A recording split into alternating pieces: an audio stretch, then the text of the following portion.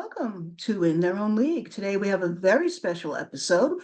This will be the first in a series, Women in Business Talk, Women in Film. And our topic today is menswear in Hollywood. And I'm so excited because today our guest is Pam from MadgesHatBox. Before we jump into our discussion, though, I want to give Pam and I a chance to talk about her business. Pam, tell us about MadgesHatBox. MadgesHatBox is an online vintage shop for fashion, which means clothing, hats, handbags, jewelry, and of course hats. And I've been in business online since 2012, and I have my own site, MadgesHatBox.com. And I named it after my grandmother Madge, who was a milliner who had a really interesting story. She struck out on her own in her 20s, in the early teens, and to open her own hat shop. And she was quite the entrepreneur. So I guess I'm following in her footsteps. I don't make anything because everything's vintage. I sell 9 different decades from the 1920s to the 2000s. Yeah, so here's my lovely hat that I've got from MadgesHatBox, which is one of my favorite things, and my very important 1980s retro pin here. So we're all decked out to the nines and ready to talk about menswear in the movies. And I want to thank Pam especially because she helped me with the research today. And Pam, really, that was above and beyond, and I'm so grateful. Thank you so much. You're welcome. Let's jump in. Yeah, let's jump in. We're going to be focusing on 3 special women today, possibly more surprises also. But first, we're going to be talking about Marlene Dietrich. And Marlene, of course, is well known for wearing tuxedos in her films. Yes, and wearing gorgeous tuxedos in her films. Yes. And as Pam was wonderful enough to look up for me, Travis Banton was the chief designer of Paramount Studios. And at that time, he designed many of Dietrich's looks when she came to this country, because of course she was a star in Europe before she came to this country.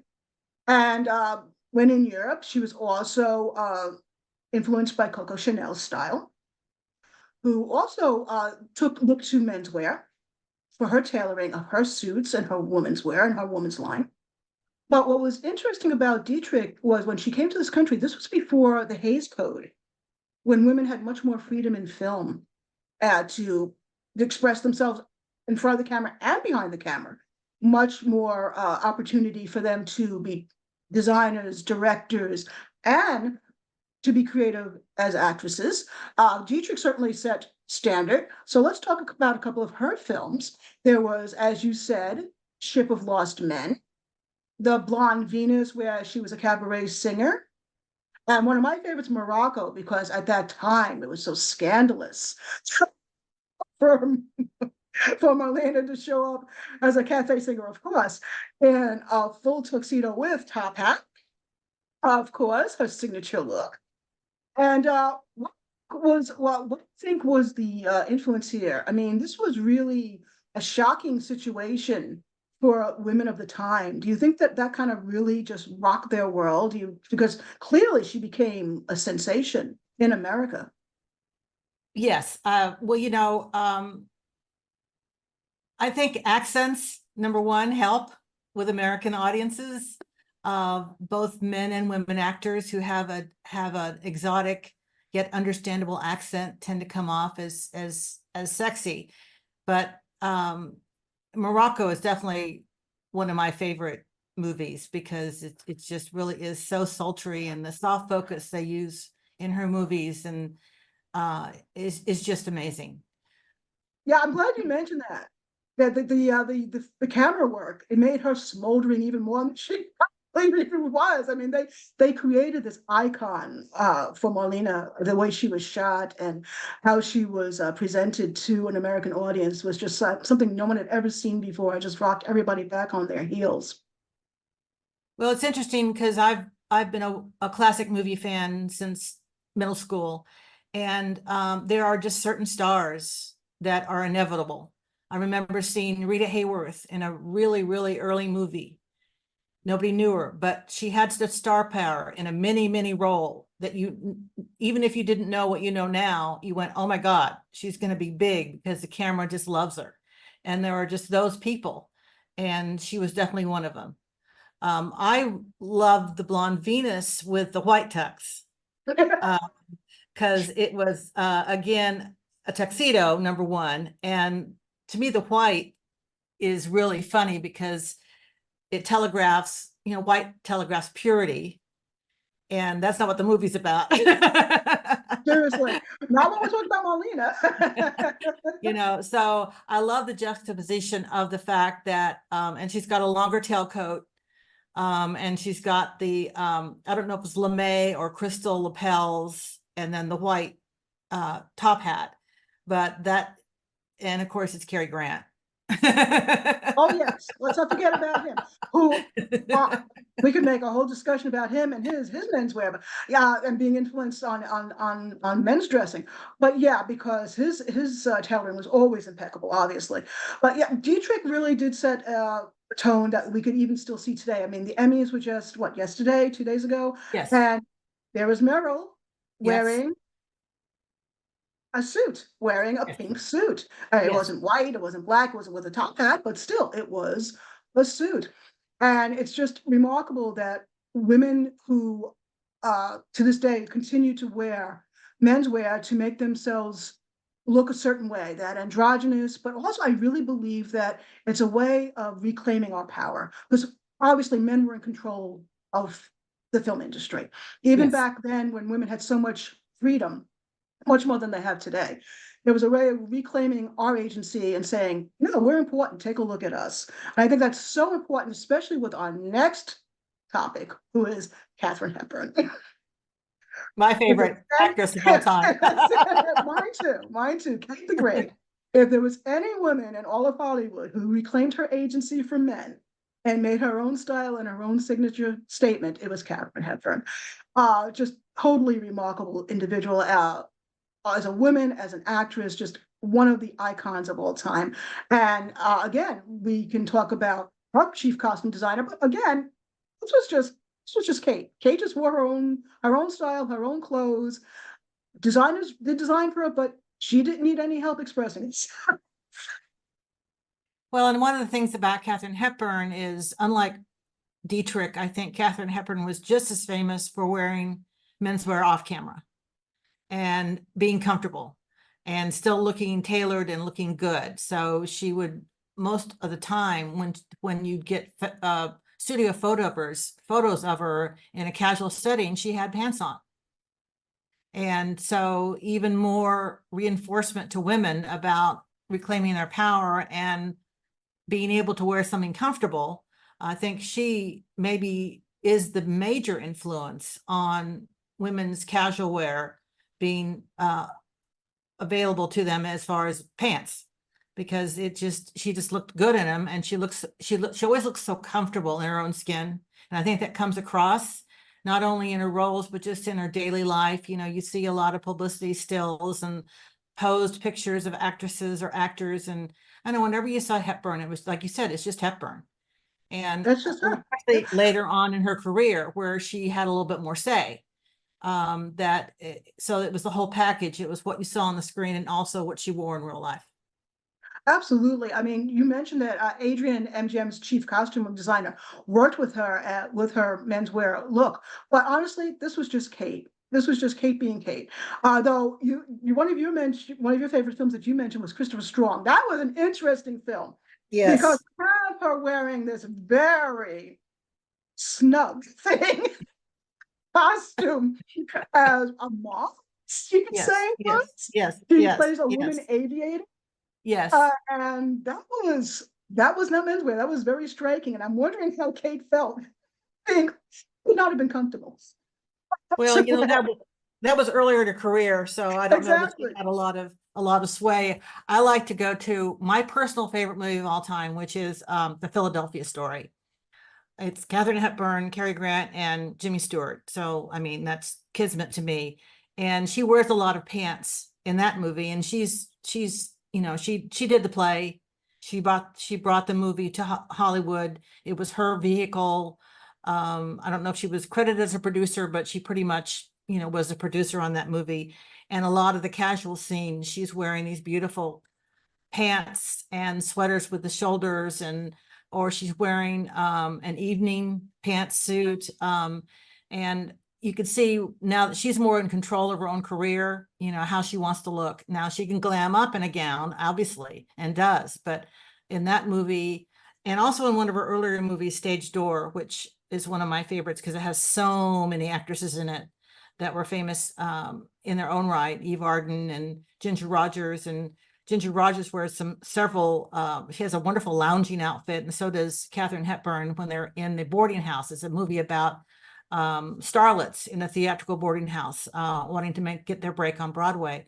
And there's a lot of they're all wearing pants in the boarding house when they're just lounging. And of course, Eve Arden has a cat around her neck the entire movie. That's really works. Speaking of crazy cat ladies. Works.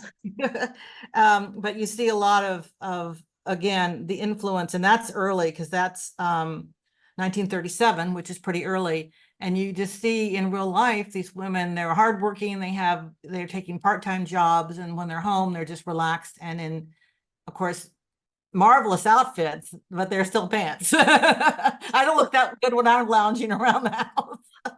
Well, you know, what you mentioned about her being comfortable. One of the films she made, the second one she made with Spencer Tracy, I believe, was Pat and Mike, where she gets to show her athletic ability, and she was a natural athlete. In Philadelphia Story, we see her diving off the diving board as casually as anything, but she was a fantastic golfer. She was a fantastic tennis player. She was a natural born athlete, and I think that's one of the reasons why she did stress comfort and athletic wear and being comfortable in her own skin. She knew her own body so well, and she was in control of herself so well that she did stress that, you know, comfort is key for her, and felt that that was important to portray to women. And I think that was very important at that time, that women could be comfortable in clothes. You and I both know that in that style, there was at that time period, there was all kinds of uh, uh, horrible underwear of kind that women had to be restricted in, and these girdles and these corsets, and it was just painful. But Kate just forged her own path and said, you know, this is what I wear. And I think not only fashion wise, but also on the level of being a sports person, an athlete, competition wasn't encouraged with women at that time. That wasn't something women did. And yet here's Kate, you know, probably the terror of Hollywood with a tennis racket. Exactly.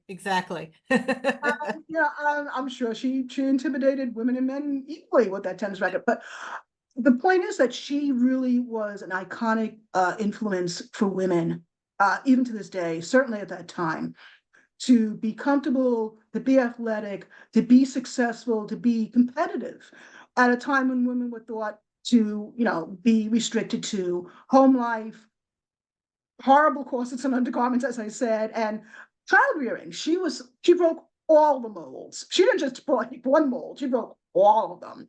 And of course, incredible on the camera. I talk about the camera loving someone. I mean, just outrageously, gorgeously perfect in every way. Yes. And I do love Philadelphia Story as well. I love her in her riding outfit. Oh my goodness. That was amazing. To see Kate and Joffers. Oh yes. Okay. That was worth the entire movie to me. Love that film. Love it. And of course, Tracy Samantha Lord, as you say, was teamed up with Cary Grant yet again, who was known for his impeccable menswear, but also Jimmy Stewart. I thought that was a very unusual casting for him at that time, but it worked. And she did buy the rights from the Broadway play, and she made that a success for herself. So yeah, she just chose her vehicle. I think she had some say in choosing her leading men. I mean, Kate had it all. She was really amazing. She was just an icon. So let's go to the Hepburn. Let's. Yes. Which wasn't on our list, but you mentioned it, and I just can't resist talking about it. Audrey Hepburn is not necessarily known for menswear, but let's face it, she looked gorgeous and everything. Yes, absolutely. There was no way she could look bad in anything. But you mentioned Funny Face, which is a beautiful, beautiful movie. Think Pink. And Pink, oh, that opening number. Oh my goodness. Oh my goodness. Seriously. Don't even, that's a whole new discussion right there. Yes, exactly. We just discussed that opening number right there. Totally different. New, and on that, we'll save that for another time. But All right, all right. Stanley Donen dressed Audrey Hepburn as Nick Yes. with tight black pants and black turtleneck and black loafers and white socks, which I think I read somewhere she did not like the white socks. She did not. She fought with Stanley Donen about the white socks. And then when she saw the finished movie, she had to apologize because this sounds stupid. The white socks make the outfit because it makes it all pop. Because she's doing these, she's a beatnik in the stereotypical beatnik coffee house in Paris. And she's doing all these moves in loafers where she's on her heels, on her toes, spinning around. And this is where the genius of costume design comes in to me, is the white socks make the look because they makes everything pop. And especially because she's doing so much with her feet in the dances. And it's amazing to me what the littlest of details can make such a difference. And of course, she's in the pedal pushers type of pants, and she's got the stereotypical black turtleneck on, and as you know, she could wear a paper sack, but she looks amazing. And you know what's striking to me is that Donen also worked on Singing in the Rain. And who else was known for loafers and white socks and his dance moves but Gene Kelly? Exactly. Because he tried to distance himself from Fred Astaire by being the troll, or dancer, the regular all-American guy who could dance. Right, more athletic too, just more built, more athletic in his move. Exactly. So it was kind of like, oh, look at that. She's wearing white socks and loafers a la Kelly. And it works for her brilliantly. Obviously, she was a trained dancer as well, obviously. And she just, her moves were funny and yet graceful. I mean, she carried that so well, which could have been very awkward and very bizarre, but she made it work. And the choreography was wonderful. And she was wonderful.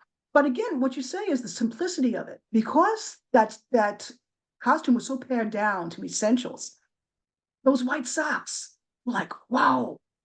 They did that. They did make the outfit because the entire outfit was so streamlined, so simple, that tiny detail made it all. And that really, I think, was about a lot of her looks. She did really wear a lot of pared down outfits in a lot of her films. Very simple, very basic, but of course, it's on Audrey Hepburn, so it looks amazing. So, well, and it's also Givenchy, who, rather than a costume designer, although Edith Head gets a lot of credit, most of what she did was designed by Givenchy, and he was, in that period of time, a very elegant, very pared down designer in most of what you saw, especially in her movies, because that was reflecting her taste. There was not a lot of unnecessary ruffles, or even in like Sabrina, where she's wearing a fairly elaborate floral pattern dress in the party scene. It's still very simple because it's got a simple neckline. It's cut very simply, and just that was just kind of her. And in real life too, when you talk about fashion influencers in real life, she was very casual in real life. She was one of those women who decided it was better to age gracefully than to look fake. And so she, began turtlenecks and pants and aging, and looked gorgeous aging, which I think was another influence, at least to me, and I think a lot of other women, is that you can still be beautiful in your 70s and your 60s and your 80s and not have to do a lot of stuff to your face and still look amazing. Of course, she's got really good genes to start with, but it was a major influence about how you can just look yourself. Exactly. And her style was just so basic and pared down that I think you're right. I think that was a great influence to women, even as they were aging, that, we don't need a lot of frou-frou to look good. We can just be simple and presenting ourselves as strong women. And I really think that she set that standard. She was just amazing. Funny about what you said about the Sabrina gown, that was black and white as well. So we have kind of the reverse. It was mostly white, a little bit of black, as opposed to Funny Face was mostly black with just a pop of white. So now you have this gorgeous white gown, like you say, simply cut, but those black accents pop. Mhm. So it's basically same principle, but in reverse. And I think that Audrey instinctively was drawn to simplicity, and that the designer, even Edith Head, whoever designed for her in any of her films, just naturally respond to that. They worked with what he was comfortable in wearing, which was a very pared down uh, style and very simple. Even when it was extravagant, like a ball gown, it was pared down to its essentials. And that's all she really needed. She was incredibly attractive into her older years. Have you ever seen Robin and Marian? Yes, yes, I have. It's been a Now, long time, but, originally, and again, that's Sean Connery, so what's wrong with that? she's literally wearing, the vestments of a nun and she'd still sing.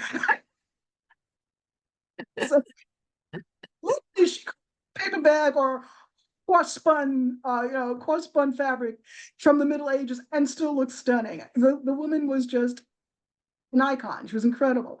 So yeah, I totally agree that, and they both in their later years, but they both looked marvelous together in that film as well. It's a beautiful film. But Well, and she really, one thing about Audrey is she was so thin.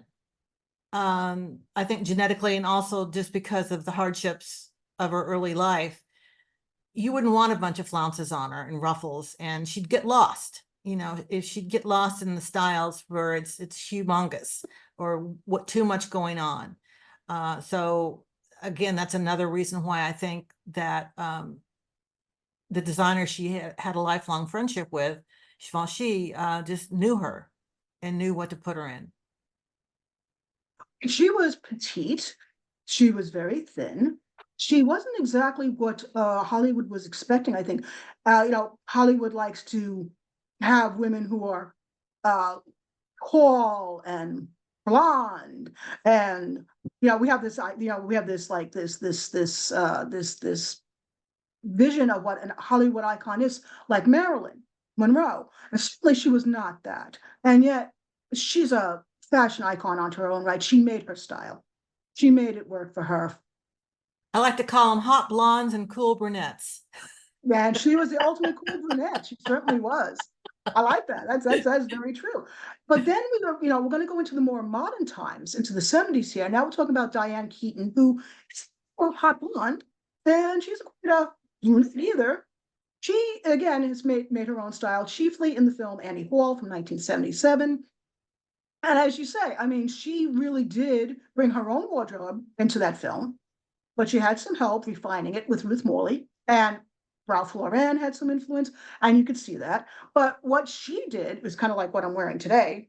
The vest, the menswear, the men's style costume, and the wide legs, which amazingly is in fashion now again. And this was the late 70s, and yet here we are sometime later. And that film, I think, has reverberated even beyond its original intent, even though it's a very funny film. Fashion wise, it's still reverberating today because we see these fashions everywhere, even now.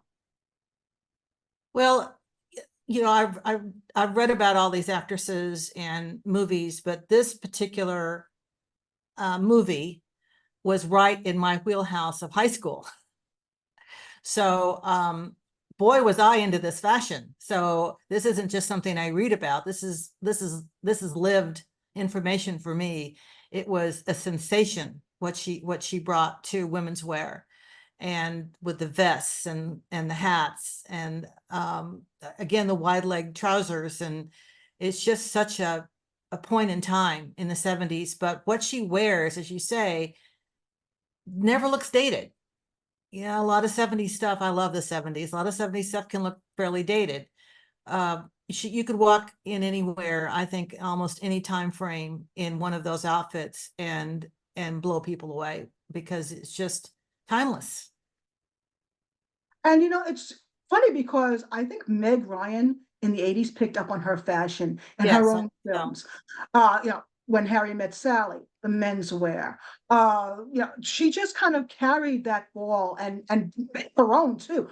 But working girl as well. We come into the preppy fashion of the 80s, which again fed into the menswear influence as well. And you have working girl about Wall Street and women wearing suits. And again, it's women in a men's world claiming their agency, saying, Wall Street, here we are, just like in Hollywood, here we are, take us seriously, and claiming menswear as their own and adapting it to their own style. And I really think that Annie Hall, the film, Diane Keaton, was one of the forerunners of all this, all that came afterwards, the menswear style, Ralph Lauren's American style, the preppy style. It all started in 1977 with, let's face it, it was a small film. It was a very small budget film. Diane Keaton wasn't well known. And she just brought some of her own pieces. And like you say, it ignited. It went viral, but before there was such a thing as viral. Before there was such a thing as the internet. Absolutely. And I have to throw in the cloche hats that, again, she made famous. Hats started to had, by the time this movie was made, hats were out of vogue for men and women, and she brought the cloche hat back, and it really have found a new audience in young women that had never worn hats, except maybe when they were in their childhood, when they saw their mom in the early 60s still wearing them. So that was being a hat advocate. I'm really happy to see that happened, and hats still aren't obviously where they used to be, but women do wear cloche hats. They wear those wide brim hats that she had, and the derivative of it, the bucket hat, which we talked about in Mrs. Maisel last year. So yeah, I'm a big fan of the movie. It was a phenomenon, one of the biggest, I think, fashion phenomenons of the 20th century. And I think the through line with all these actresses is they looked comfortable in what they were wearing on and off the screen. They weren't, like you said, they weren't in the tight corsets, and they weren't, have the cone bras and the stuff that is fantasy, which has a place for in movies. But I think fashion trends, except maybe Madonna excluded, fashion trends tend to be wearable. And for the long-term fashion trends, let's put it that way, tend to be wearable. And if the woman on the screen looks comfortable wearing it, then I think that makes a big difference in whether it gets adopted by the larger society. I agree with you. And none of these women are considered Hollywood hot blondes. None of them fit that description. They really made their own path. I mean, sure, Marlena was blonde, but she did not fit the mold either. None of these women were the cliche. They broke the mold, each in their own way. But again, it was all based on comfort. It was all based on what worked for them. And they had very different body types, obviously. And yet they all looked iconic in their own way. Certainly, Hepburn being athletic was not the same as petite little Audrey Hepburn. And certainly Diane Keaton, tall, beautiful, willowy, but her own person. And they all decided they were going to be their own people on screen. And I'm sure there was a great deal of pushback from the studios. Like, who is this person? And you can just, I can imagine the screen tests. What are you doing? And they weren't alone. And I love the fact that, and I really have to mention right now that Pam went out and did research on her own and helped me with the research here. Thank you so much for doing research and helping me with that. Pam mentions that Greta Garbo, obviously, way before Hepburn, either Hepburn or Keaton, and around the same time as Dietrich, maybe a little earlier, Garbo was wearing trousers, and she was wearing menswear in her films as well, which is amazing because Garbo was probably one of the first women icons of film. Certainly she was a silent film star. So she was probably one of the first woman icons, and yet she embraced androgyny even way back then, which is incredible because that's how long this trend has gone on. It's not a new thing. One would think that walking into this a store today, a retail store today, seeing wide leg trousers, this is a new thing. No, this is one for the ages. This is timeless style, like you said. And you're right. I mean, Garbo did wear a lot of androgynous looks off camera. You mentioned that she was her own person off camera. But even the 1929 film, The Single Standard, as you say, was wearing trousers. But also, I love the film Queen. This is such a strange film, Queen Christina, because Yes. she is queen of a country. She's the boss. She's the boss, and she's wearing uniforms, and she I, looks fantastic. I think she looks the prettiest in that movie of all of her movies.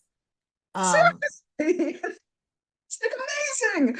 I know. These I don't. broad white collars, these uniforms, and stunningly feminine. Yeah, I wish I could walk around with that glow that the cinematographers could get, and I have to speak up for black and white films because that's one of the reasons why these fashions are timeless. Of course, Annie Hall was in color, but when you see her clothes, they're all in the same tone. So they'll be all grays or they'll be all browns in the menswear vein, and they're not willy-nilly as far as colors, and it all works together. So even though it's color, it's very muted. But black and white movies don't age. The fashions and the people just don't age as much as stuff, period pictures from the 60s and 70s and 80s with the big shoulder pads. So I think another reason why these looks are timeless is because the movies are in black and white. I agree. There's a couple more we should mention. Dorothy McHale, British actress who wore a tuxedo in the 1927 Crystal Cup. Again, before the Hays Code, women had more freedom. She could show her dislike of men, which led to her wearing men's clothes. One could get away with that. I'm not sure what the Hays Code would have said about that, but that previous to that, the Hays Code didn't start till 1934, so that was something that could be gotten away with that. But of course, Louise Brooks. We must discuss Louise Brooks because one of my favorite people. Oh my goodness. Oh my goodness. Not a strictly menswear icon, but again, simplicity in style, simplicity in being able to wear loose-fitting trousers, yes, both in film and in real life, but she was such a symbol of that time, that silent film era, the jazz age, which was tapering off true at the beginning with the silent films, but was still influential. And of course, an icon even to today, Louise Brooks, even just with her men's style haircut. It was very short, very severe, not quite men's, but certainly not at times considered feminine. So she was one of my favorite influences of fashion. And I'm so glad you mentioned her because, wow, I mean, talk about timeless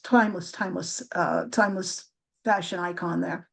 Well, I have to drop in Louise Brooks anytime I can because I'm a native Kansan and she grew up in Cherryvale, Kansas. So people don't think Kansas can be sexy. Do you have a special connection to her? Because I could tell with your description that clearly you're a big fan, and so am I. She's just incredible. What a woman rebel. Seriously though, she just about breaking the mold and leading the charge. She just took no prisoners. Just in her photography alone of still photos of her for publicity purposes. Wow. Yeah. Talk about the wow. hairdo was, I think, the sensation with her rather than what she wore, because it was so radical towards a men's style, but totally sexy. I mean, that bob, that dark black bob, oh my God. Seriously, and she pulls it off. And of course, it's also her features. Her features were just perfection, that she could carry such a severe haircut because her face was just so perfectly framed. It just, yes. It just worked for her so well, and she knew it, and she flaunted it. And that, the wonderful things I think about the pre-Hays Code silent film era, women had so much freedom of expression. they could flaunt their beauty, their power, their agency, what worked for them as far as fashion, also behind the camera, what they wanted to see as far as films that were being made. And that's one of the reasons why I love Louise Brooks. She represents to me when women had the freedom to make more powerful statements. I mean, you have outliers like Kate Hepburn, who didn't care what anyone thought. But yeah, she really was one of those women who just said early on, 1920s, when film was just starting, this is the way it's going to be, guys. This is me. Men could just move on over because this is how I look. And I really think that's just so wonderful. But like you say, these fashions are timeless. So let's talk about fashion today. We've got vests making a huge comeback. Yes. Since the summer, I've been seeing them everywhere. Yes. Wide-legged trousers. Yes. Very much For the so. last year, they have been returning. We have a return to women wearing suits. I just got a catalog today, which had a full three-piece suit offered for sale for women in tweed. And I'm thinking, oh my goodness. So where do you see this returning? Do you think that this will be a resurgence for women's hats, gloves? Do you think that this is a sign of the return to a more menswear style that's going to stick around for a while? Well, I don't see gloves coming back, except in cold weather, or maybe the occasional the long cocktail glove when you really want to make a statement walking on a red carpet. But yeah, I think designers are cognizant of what will sell long term, and that women want comfort. I mean, there's so much has happened post-pandemic on whether or not you even wear makeup out of the house or lipstick anymore most of the time, because you just didn't for 2 or 3 years. So I think there's a whole new way of looking at fashion that allows for more comfort and allows for things not to be as tight. You know, the jeans are wider. You know, the pencil jeans aren't really in right now. As you said, the menswear wide trousers are in. Long scarves. I'm even seeing some amazing hats on the runway, mostly bucket hats and some cloches. But you're seeing that come back too. And I've been really happy to see that on the runway, New York Fashion Week. So, you know, it's fashion's cyclical. As you pointed out, there's nothing new under the sun. Somebody wore it at some point in the past. But I think pants are always going to be there somewhere, maybe not as a pantsuit, or maybe 3 pieces, which now seems fresh, but got stale because it was a 3-piece suit. So we'll see how long that stays around. I mean, the 3 pieces are popular for men now, right now too. And I don't think my husband has worn one since the 70s. So when they were back in style, last time they were in style was Saturday Night Fever in the white suit.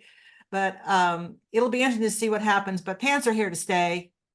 Women would be, I mean, look at the presidential candidate. Hillary Clinton was in pants. Kamala is in, I think, really nice looking outfits. A little more fashionable than when Clinton wore. But it's, you know, I think you can be a little bit more fashionable now. So I think that helps if a presidential candidate running wears amazingly tailored pantsuits. Or blazers and jeans, and, you know, and of course she's known for her, what is it? Is it Chuck Thomas? What is the sneaker? Yeah, the Chuck sneakers. Yes. It's true. But she'll wear it with a blazer and look fantastic. Yes, yeah, exactly. Well, I have some dress up Chuck Taylors. I said Chuck Thomas, but it's Chuck Taylors. I do have some black Chuck Taylors that are my dress up Chuck Taylors. And that's, you know, and again, that's becoming a thing where people are actually dressing up their Chucks with different forms and wearing them, which I think is fantastic because they're wearing them in that style with a blazer, with jeans, and looking wonderful. I think that's great. I think that's, again, comfort, menswear. That's what it's all about. And it's funny you said about gloves, because on the runways, on the red carpets, I've seen a lot of gloves, a lot of opera length. And I think maybe for special occasions, I think you're right. Perhaps that is a trend that we'll see more of, because I've noticed a lot of women on the runways in films for openings wearing gloves now, which I think is wonderful too.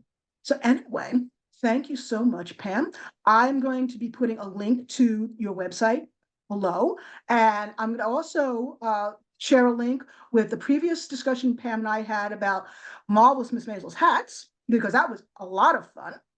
And please come again and talk with us again about fashion. We've just scratched the surface. I think there were so many other discussions we could have gone through, and it was wonderful. I have to mention one more woman. When I Yes. was doing my research, I found a 1918 article, and people need to Google a woman named Fanny Harley, Harley, and she invented the pantsuit for women in 1918. Oh my goodness. And she called it bifurcated garments. They Well, were she's not not wrong. they were not pants.